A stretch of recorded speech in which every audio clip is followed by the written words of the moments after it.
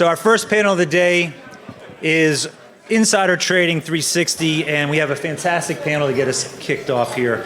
Let me start by introducing Rachael Clarke, Senior Counsel in the SEC's Division of Enforcement in Philadelphia, and a member of the Market Abuse Unit, which you probably all know or may know. It investigates and prosecutes large-scale insider trading networks and other abusive market practices. So we have the right person. Welcome, Rachael.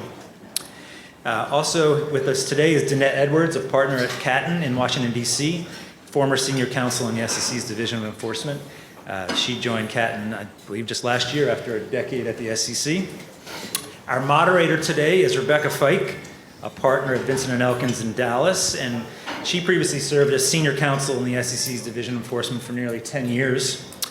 Next to her is Kevin Madura, director at AlixPartners in Washington, D.C.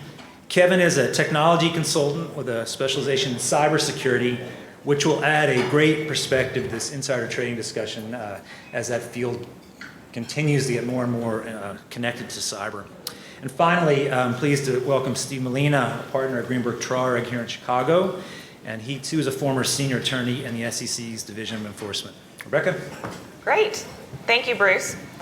So as Bruce mentioned, we're going to jump right into insider trading. I was talking last night with some other former SEC attorneys, and I was saying that of the whole pie of questions I get from clients, at least 50% relates to Rule 10b5-1 plans and potential insider trading. And then every other topic fills the other half of the pie. So excited to moderate this great panel. We're going to start talking about just SEC enforcement of insider trading, which seems to be, the SEC is focused on many things right now, but I would certainly include insider trading in that list from both an enforcement perspective as well as rulemaking. I want to first turn to our SEC insider on our insider trading panel, Rachael Clarke. As Bruce mentioned, she's a member of the Market Abuse Unit. And I wanted to start with, Rachael, how does the SEC get its insider trading cases? Sure. I think the way I want to approach this is to talk about how we've done it traditionally and sort of how we're doing it, which I think is different these days. Historically, we had what was called an event-based approach to insider trading. And what that was is not always, but often we'd get a referral in from FINRA. They had looked at trading, done their, collected chronologies, identified folks who had traded in advance of one single event. And then we'd take that and we'd investigate. But that approach was really hard. Under that approach, you don't see the parallel trading. You don't see the repeated trading. And so I think this goes back now to kind of post-financial crisis under Rob Kusami. He set up these specialized units. We got money. We got the ability to develop our own applications and systems and hire a bunch of people who are incredibly skilled from the industry. And so that really changed the way the Market Abuse Unit started to investigate insider trading. So, I guess a couple things to note. There's a limit on what I can share here, but a few of the things that are in the, kind of public arena already that I wanted to flag. One is the proprietary system that we use internally. It's called Artemis. As my fellow former government folks know, we love an acronym in the government. And I have it written down because I don't know what it stands for, but it's Advanced Relational Trading Enforcement Metric Investigation System. Clearly, they wanted to fit that into an acronym that represented the goddess of the hunt. And so that's the reason for that name. But what that allows us to do, it pulls in trading data that comes from the blue sheets and integrates it with a bunch of other sources of data that allow us to look at multiple traders over multiple events over multiple periods of time. And then the other really important thing, these cases truly take a village. They really do. We have this incredible stable of specialists that I work with. It's like the great privilege of my career to work with these people, ranging from algorithmic traders. I work closely with someone who ran quantitative analysis at a major asset manager. I work with someone who sold options to hedge funds at Goldman Sachs.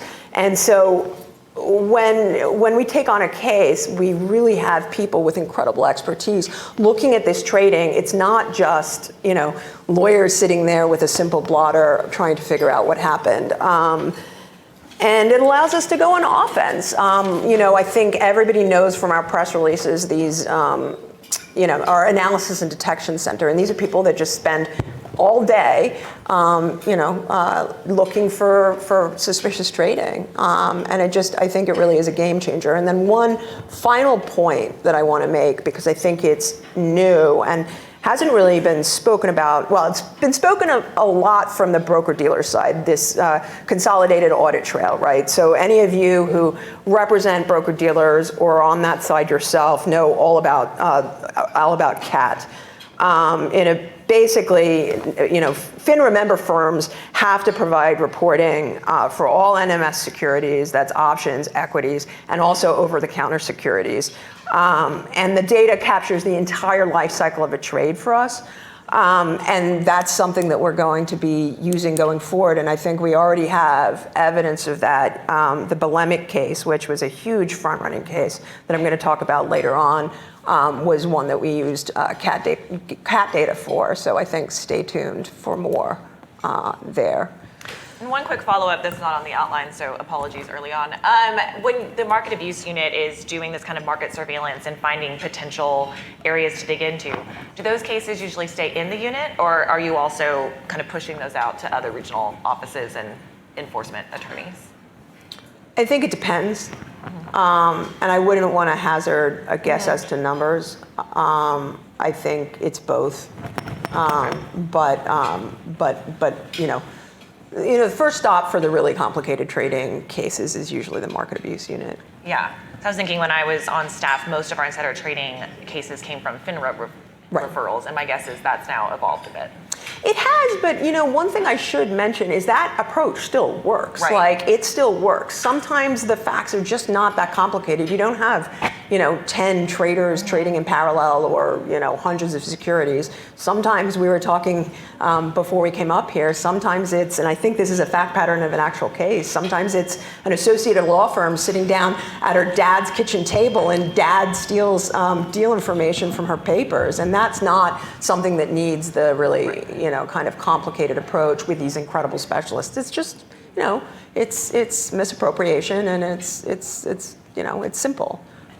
So it's both. It's both. Danette and Steve, what should clients be thinking about with regard to insider trading and enforcement? Kind of what are you hearing from them? What are some proactive measures they can take? Okay, I can start. So from my perspective, and again, I've only been back in the private sector for about a year, but from my perspective, insider trading enforcement is alive and well. It is spanning the whole range of issues that the government is interested in.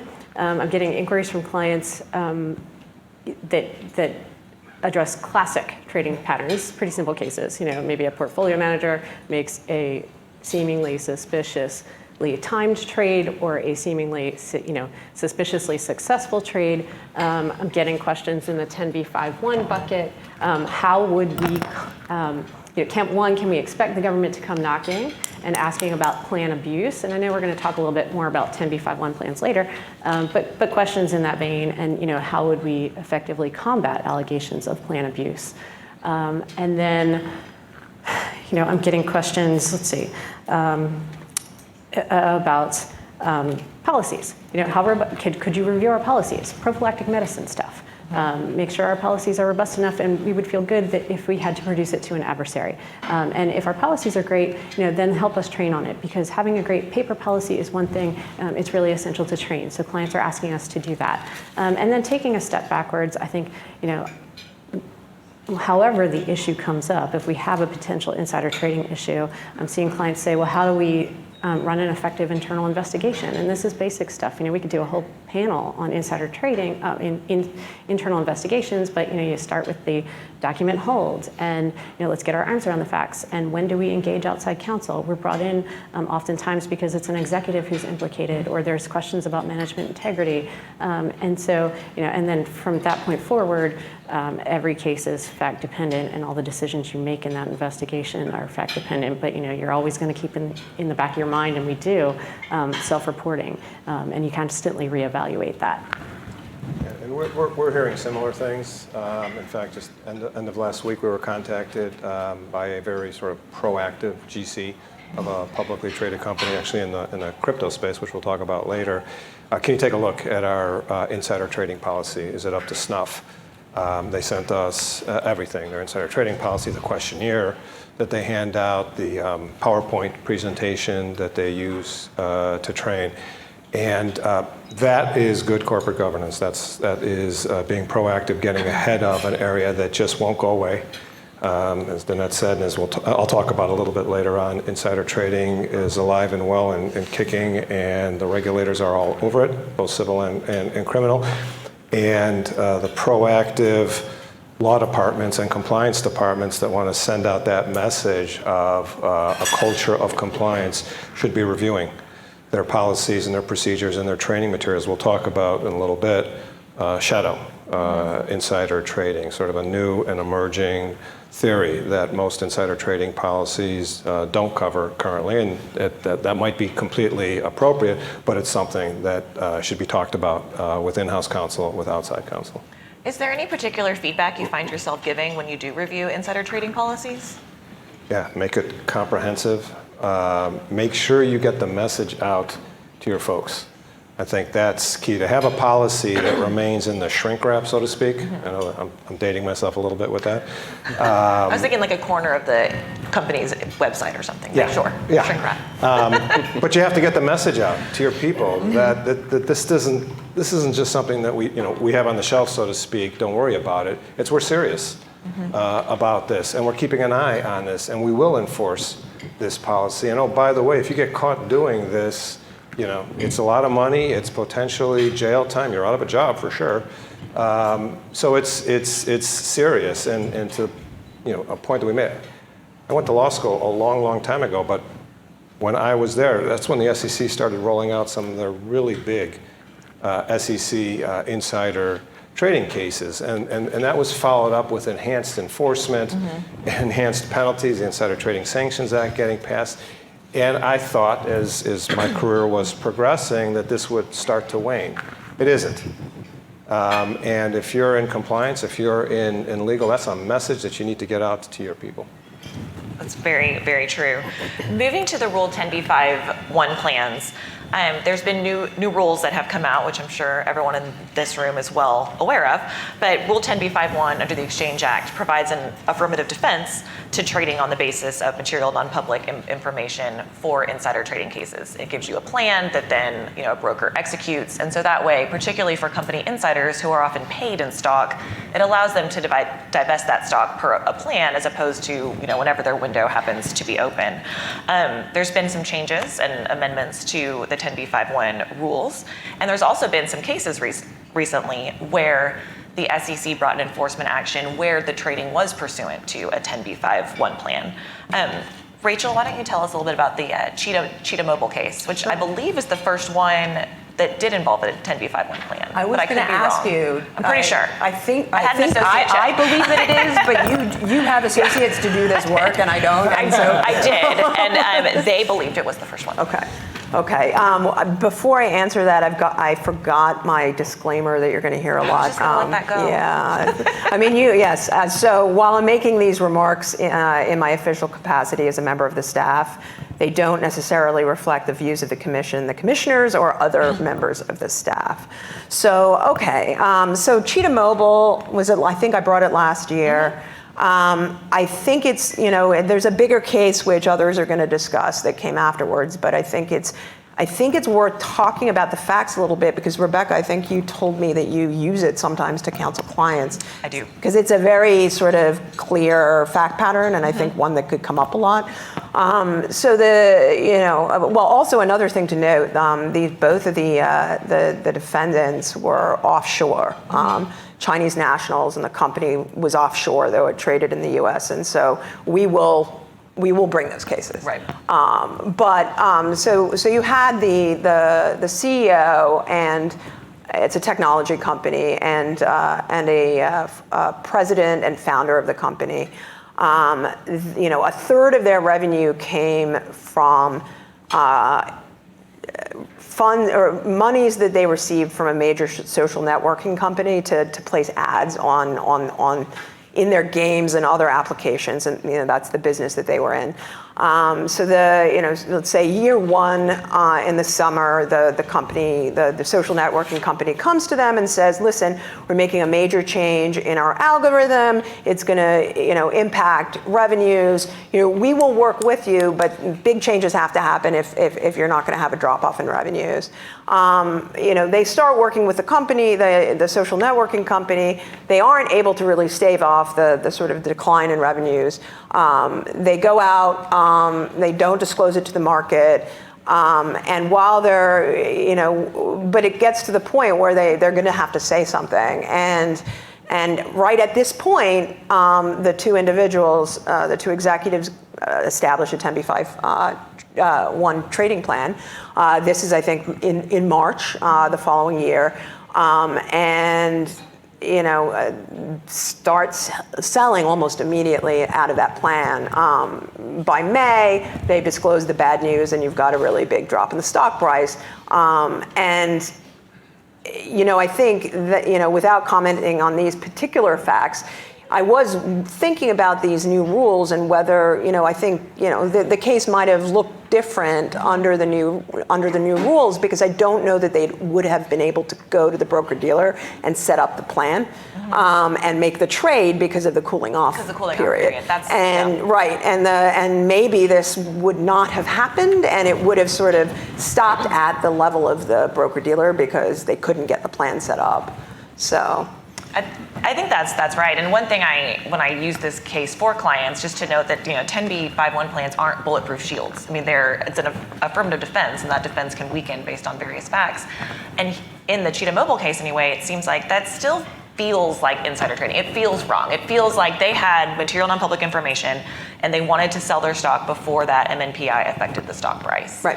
And they were charged just like they would have been in a traditional, 10b5-1 traditional insider trading case, right? Like they got charged with 10b, and it's insider trading. That's what it was. That's what it was. It was insider trading. Insider trading. Yep.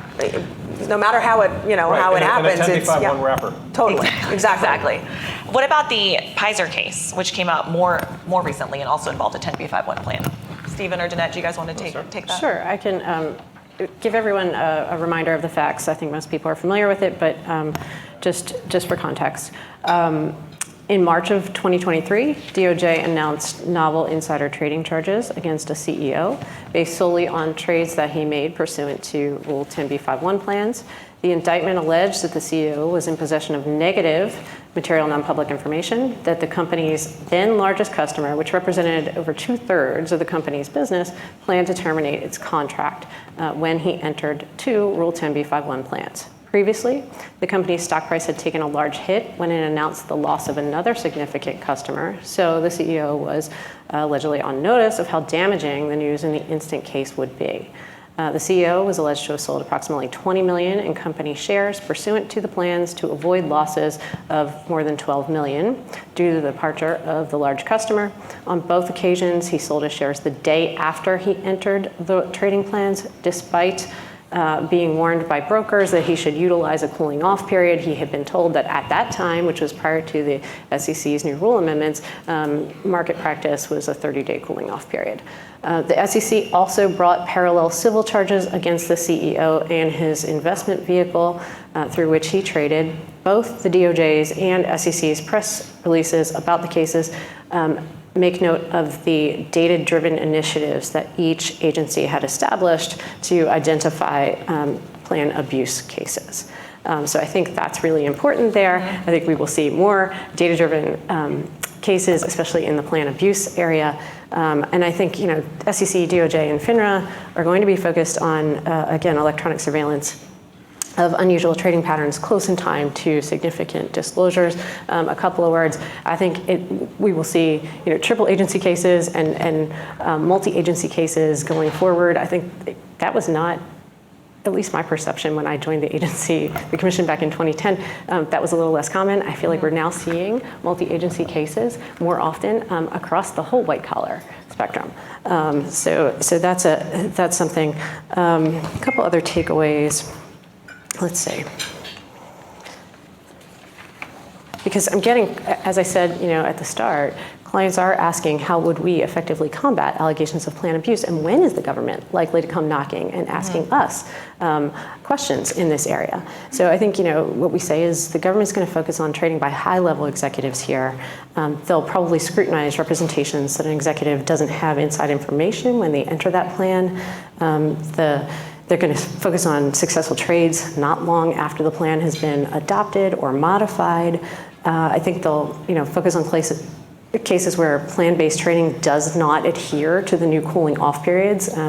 There's that roughly 90-day window now that's a cooling off period, and trading that doesn't otherwise adhere to requirements of the new rule amendments.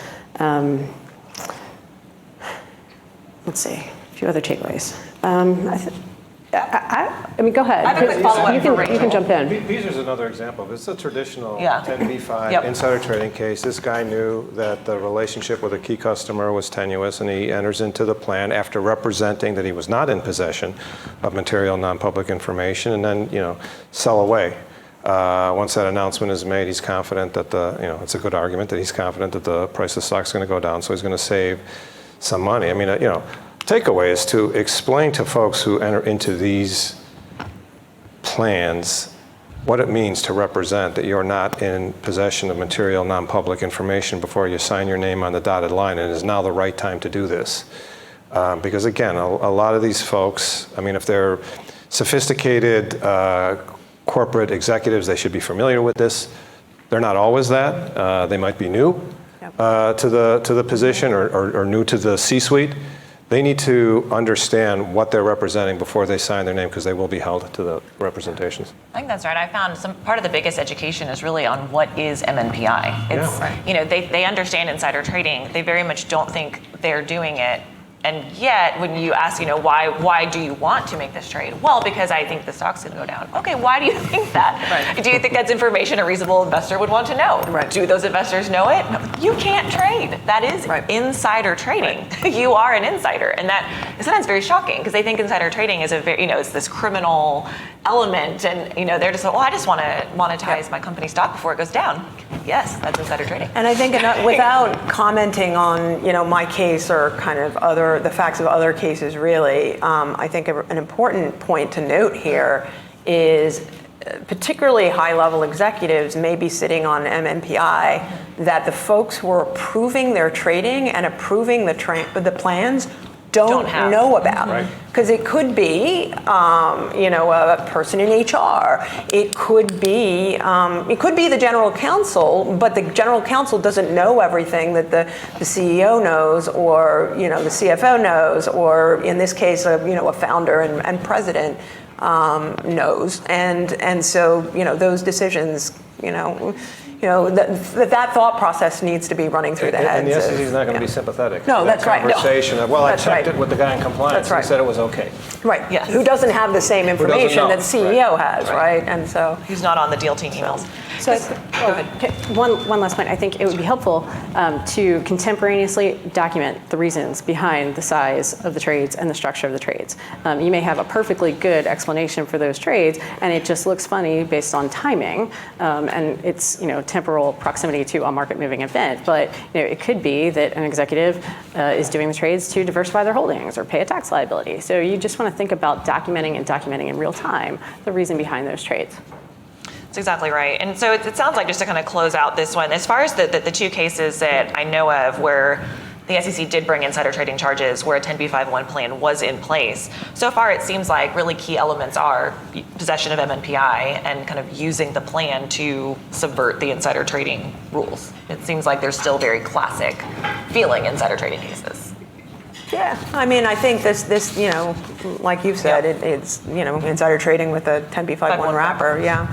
I like that phrase, by the way. I'm going to steal that. All right, moving to Kevin, who's very patiently waiting here. We're going to talk about insider trading in the crypto space. And Kevin, tell us what you're seeing on the interplay of these two kind of hot areas right now. Yeah, happy to. And as Steve mentioned, right, insider trading is alive and well, particularly sometimes in the crypto space, as you can imagine, right? There's really a lot of activity been going on. There's no dull moment in the industry. And so I'll go through just a few cases that have been brought in the past 2 years or so, which really span both centralized as well as decentralized. We'll talk a little bit about what that means. But the first case was one with a centralized cryptocurrency company where two individuals effectively conspired together to take advantage of insider knowledge of when certain assets were going to be offered to the public or offered through the platform.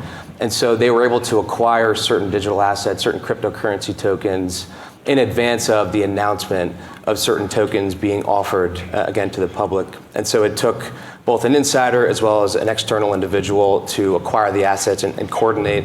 And unlike some of these other sophisticated wrapper schemes that we're talking about here, a lot of things in the crypto space are fairly straightforward, right? I think of a lot of actors kind of don't really think through kind of what the implications are, or maybe see the assets being classified differently, right? Those aren't waters I'm going to wade into here today in terms of what type of digital assets are classified as a certain security or not, or what have you. But there's a lot of different actors in the space who kind of just take advantage of the fact that these things are public, they're readily available, and there's really not a lot of guardrails or rules around disclosures or requirements or what have you. Very similar case was one that was filed earlier this year, which involved an NFT marketplace. And an NFT, for those not familiar, it's basically a digitally unique item that you can transfer on the blockchain. So somewhat different than Bitcoin or Ethereum, where kind of one Bitcoin is one Bitcoin. NFTs are non-fungible, so they're effectively unique types of tokens. Are you going to walk us through the Howey analysis on that? Yes, that's later today. And so for NFTs, right, you can create these limited edition collections. You can create a 1 of 500 or 1 of 5,000 or what have you to kind of create this artificial scarcity. And there was one product manager at an NFT marketplace company who had advanced knowledge, very similar to the first case, advanced knowledge of a certain collection that was going to be prominently placed on the marketplace homepage. And so he acquired a few of the NFTs from that collection in advance of the announcement. The announcement went through, they were added to the homepage, and the price of these NFTs shot up 100% or whatever it was. And this was back in 2021, where pictures of monkeys were selling for hundreds of thousands of dollars.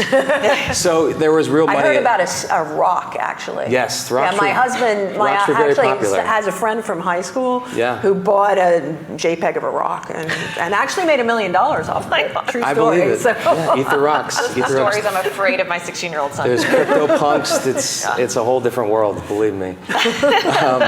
But alas, right, you still are required to, or prevented from kind of trading on non-public information, and these individuals found out the hard way that rules still do apply, even if there's not kind of clear rules of the road in terms of how to classify these assets or what have you. And then the last thing I'll mention is just these different cryptocurrency token projects that trade on these decentralized exchanges. Mm-hmm. So there's centralized exchanges, which are run by companies and corporations.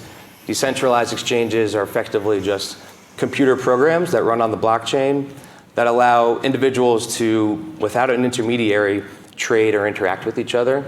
And so you would have individuals or groups kind of download the open source code of a token. They would maybe modify something very minor and then try and pump up the volume on these decentralized exchanges in an attempt to make it popular enough so that it would be listed on some of these centralized exchanges.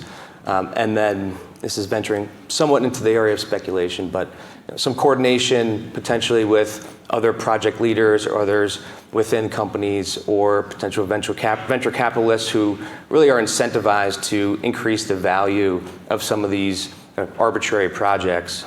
and try to get them listed on as many exchanges as possible, with the sole intention, effectively, of dumping that on the additional liquidity that you get by having those things be listed. So in that case, it's a pump and dump wrapped in an NFT wrapper. Correct.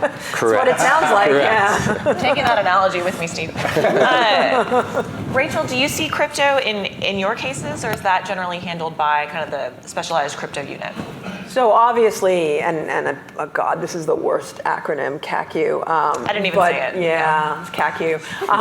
So typically they take these cases. However, that unit was actually created out of the market abuse unit originally, and so we work very closely with a lot of those folks. I have a couple of cases with people in that unit, and so I think it depends how it comes in. But largely, yes, they'll handle that. But Kevin and I were talking about digital asset tracing, and that has come up in market abuse unit, like insider trading cases. From a forensic perspective, hopefully we'll have a chance to get to that later. And just really quick on that, I mean, you think about from an evidence perspective, the blockchain is the worst place to be a criminal because all of your transactions are immutable, transparent, and forever on the blockchain. And so for cases like that, you can pinpoint exactly what happened at exactly what time, and it's out there for anybody to go out and validate. That's a message I think regulators should probably get out there more. I think sometimes that crypto and NFT space, it feels a little more like Wild Wild West. It feels a little more like people don't really understand it, which is true. But the people who do understand it can look at that blockchain, and like you said, it's a chain of evidence. Forever. That's never going away. All right, moving to some other just kind of recent key cases. We've already mentioned the shadow trading, the Panawatt case, which is forever on my outlines for all panels, even though at this point it's a couple years old, but we're still waiting on a final decision. So for those who don't know, very briefly, Panawatt, an employee at one company, learned their company was being acquired by a larger company and bought stock in a competitor kind of in their same market on the theory that that competitor's stock would be more valuable because they are now one of the few remaining acquisition targets. So he didn't buy stock in his own company or the acquirers. It was this third party. The SEC sued, and so far, I believe the only ruling we really have is the denial of the motion to dismiss by the court. And in that opinion, the court used the company's insider trading policy, which defined insider trading as including trading in the stock of another company based on material non-public information you have because of your position at your company. So again, we don't know yet on the kind of final decision on the merits if that's going to matter, but that was part of how the court denied the motion to dismiss. So Danette and Steve, how are you all advising clients, or what questions are you getting that relate to that theory? Right, and so just to go back, in denying the defendant's motion to dismiss, the court did not consider whether the conduct would have been unlawful absent a written insider trading policy that prohibited that conduct at issue. So the key questions we're seeing is, how expansive should the language in my insider trading policy be? And it may be that you do want broad language in your policy because of the industry you operate in. I think it's always a case-specific question, but at the same time, maybe it's not appropriate, and so consider potential expansion of liability for your employees. Depending on how your policy is worded. It's basically that is the key question. I don't understand why this hasn't come up before. Creative bad actors should have been doing this a long time. You're a director of Company A. You're on the deal team to acquire Company B, whose business is going to go up big time if this deal goes through. And it's a matter of public record that Company B's biggest key component supplier is Company C. Buy calls in Company C. So I'm kind of surprised that creative bad actors haven't come up with this one. Well, they probably have. Maybe they have, and they haven't. Yeah, and they just haven't been caught. But to the point that Danette raised, this does raise the issue. And it would, by the way, putting aside that this case focused on the policy itself, why not bring this as just a standard misappropriation under basic case? Because that's what this guy did. He misappropriated confidential information to profit from it. At least that's a theory that I'm going to guess we're going to see. But I think the big issue is the one that Danette flagged. I don't think a lot of insider trading policies right now contemplate shadow insider trading. This company's did really broad language, but it's something that companies need to be thinking about. And if they're going to implement it, key to this is you have to train your employees, because this isn't something on their mind when they think of traditional insider trading. But as I mentioned before, we were just queried just a few days ago by, it's a publicly traded Bitcoin company. We take a look at our insider trading policy, and it's definitely up to snuff, putting aside this issue of shadow trading. And we're in a discussion now about whether or not you want to throw a few sentences in there to expand it to cover shadow insider trading. Well, it's interesting. I've been kind of keeping a track on the side. I review a lot of insider trading policies for our public company clients, and almost all of them do include some definition of insider trading that includes trading in the securities of other public companies. And that really surprised me. And what's interesting is in talking with those GCs and CCOs, it surprised them too. That was just this one sentence that seemed right when you read it. Like, yeah, you can't use information you've received as an employee to benefit yourself by buying any public stock. And they're like, well, yeah, that makes sense. And then my next questions are, how are you policing that? How are you enforcing that? Do you know what other stock your insiders or your employees are trading? And usually the answer is no, because their policies are designed around the more classic narrow view of the company stock, or maybe someone who's like on a deal or who's going to be acquired. And so a lot of what I say is, you can define this however you want, but you need to understand that you're defining it in this way. Do you mean that? And oftentimes they're like, no. And are you prepared to police and enforce it? And those questions often then lead to a more narrow definition. But we couple that with, you still need to train your employees on what insider trading is, because exactly to Steve's point, there's still misappropriation of information that you can use to your benefit, that maybe we're not trying to get the company's insider trading policy to cover it, but it still has potential SEC liability. So we need to train up our employees, but maybe our policy is more narrow.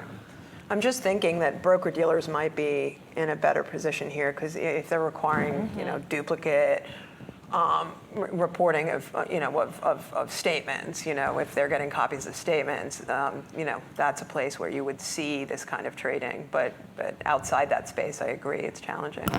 Yeah. All right, we have 4 minutes, so I'm going to jump to one of our bullet points that Rachael mentioned and that Kevin can speak on as well, which is some of the front-running cases that have been coming out of the commission and how the consolidated audit trail has played a role. Yeah, it's the front-running case is not the one with the Kevin input, but so let me hit two points very quickly. The front-running cases, there have been 3 of them in the last couple of years.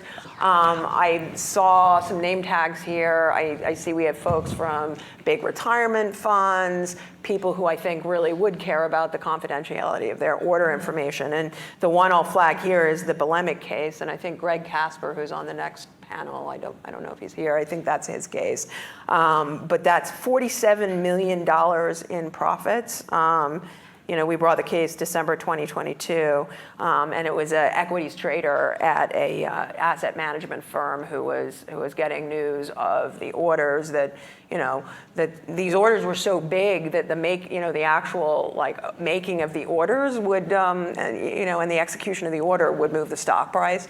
And so this individual was and his friend were trading ahead of the asset management firm's orders. That one is one that we investigated using CAT, so stay tuned, more CAT in the future. But the one I wanted to bring Kevin in on is this truly insane, and I don't want to call anything kind of a hallmark of the market abuse unit, but because we do all sorts of insider trading. But this one, December 2021, it's the Kliushin hack to trade case, and 5 Russian nationals hacked into the systems. These filing agents that public companies upload, 8Ks, 10Qs, 10Ks. They hacked into the systems of these filing agents, and while the information, it would sit there for maybe a few hours to a couple of days, and over the course of a couple of years, these Russians made $82 million trading on 500 corporate announcements. And 900 instances of unauthorized access to the service provider's systems. And the reason I wanted to mention this case is because I noticed when I was rereading the complaint that digital asset tracing was used. These networks, particularly offshore, are incredibly hard to find, and digital asset tracing was used to link certain IP addresses that ultimately linked individuals to the kind of the trading and the hacks. And so you're the expert here. Yeah, certainly. And it's very rare to come across a case like that where you can actually definitively tie an IP address and some type of identifying information to a cryptocurrency address. Almost all of the time you'll need to find some type of link to a centralized exchange and then hope that that exchange is friendly and will respond to a subpoena or is regulated in some way. And so that just caught my eye when you mentioned that in terms of just how rare that really is. And it just goes to show that any type of information is going to be useful in that type of investigation. And really the surveillance, not only obviously of trading activity, but surveillance of your networks and your systems and understanding what true and good information looks like versus anomalous information is of utmost importance, and is something that should be focused on throughout the time that you have. And your service provider's system. Particularly for third-party risk. Yes. That's exactly right. Yeah. All right. Well, we are 15 seconds left to switch out for the next panel. So thank you so much to my panelists. This was great, and looking forward to the rest of the day.